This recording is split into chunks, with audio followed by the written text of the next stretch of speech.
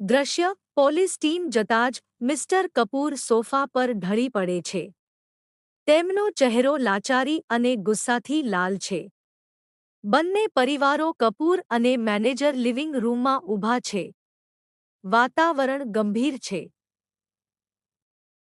સોનિયા અને અનન્યા. સોનિયા મેનેજરની દીકરી અને અનન્યા કપૂરની દીકરી ખૂણામાં ડરેલી ઊભી છે. મિસ્ટર કપૂર, અવાજમાં કંપન 48 કલાક. ફક્ત 48 કલાક.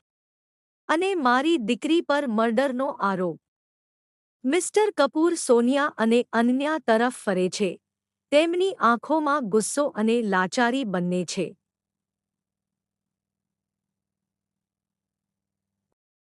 મિસ્ટર કપૂર, બંને દીકરીઓ તરફ તમે લોકોએ શું કર્યું? ક્લબમાં જવાની શું જરૂર હતી? સોનિયા, તું સોનિયા, અને તું અનન્યા. તમે બંને.